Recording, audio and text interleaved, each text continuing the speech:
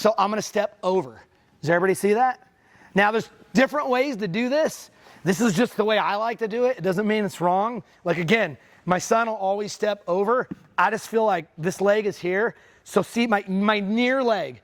I liked how Billy would coach near and far, because if you start saying left and right, it'll mess everybody up if they're on the other side. This is my near arm, this is my near leg. It is near him.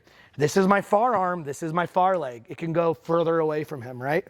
So my near leg steps up, and then my far leg wraps around, and I get his foot right here. I need to be touching him. Blanket ride, right? Huge. Everybody I've ever trained with, Billy Robinson, Mark Hamburger, Dick Cardinal, you name it. Blanket ride. If you took a blanket and just threw it on Corey, it's gonna be on most of his body, right? A blanket will settle on him. Now, I'm gonna rise up on my hand, and I'm gonna get his foot. And I am just gonna roll and land right in my truck. And then from there, I could banana split, I could crotch rip, I could hit a calf slicer, I could hit a vaporizer, I could switch back, I could pin him. If I don't like any of that, I'll just kick, take his back, and choke him out. So it's a system, right? If I just were to teach you one move and it doesn't work, you're screwed. Knowing how to do it, I could flow. He stops one move, I go to two. And then guess what? I can go from his back to truck, back to twister, back to whatever.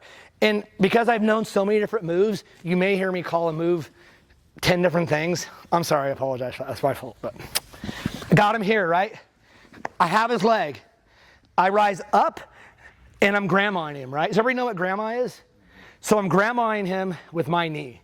The same way you grandma with your elbow, I grandma with my knee. My knee is in his knee. This foot just comes over and catches his foot. Don't be one of those guys that says, but what if I do this? You'll blow your knee. They'll get hurt, right? I need to get up though. So I'm not just gonna launch myself up like when I was in my 40s. I am gonna need to rise up. So as this hand comes up, I rise along my hand and get his foot. Now, if you're not very good at rolling, you don't have to roll. I see Jake and Blake right there. Jake and Blake. Why don't we just combine their names and call them Blake? So I take my hand and I say hi to them. That helps me roll through, and here I am. I wanna be here. What did Wade say? Sit up, Corey. You don't wanna be pinned, right? Sit up. Can he tap in a wrestling match? Hell no. The only way he can get out of this is to put his shoulders on the mat and have me say stop, right? If I get him here. Do not lock here. I hate that. I gotta pull so hard to hurt him. I'm gonna go up to his head, hold it like a football, and make his ear disappear, like Wade said right there. See that? He didn't like that. You always see this in videos and pictures. Don't do that. Tap, you little bastard. So I come up, I'm gonna gently hold it and just make his ear touch his shoulder. So from there, I'm like, you know what? I'm gonna skip the banana split, roll right under, and get to my calf slicer. When is this from? There's catch wrestling videos of this from the 1800s. Not the 1900s, 1800s, of like Strangler doing this, right? Couple ways to finish this. I could pull down, I could push with this leg, or I could do both.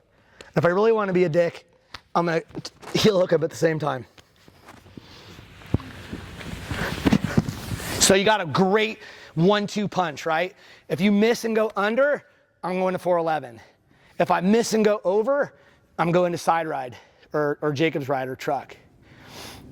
So you want to see that again? One more time.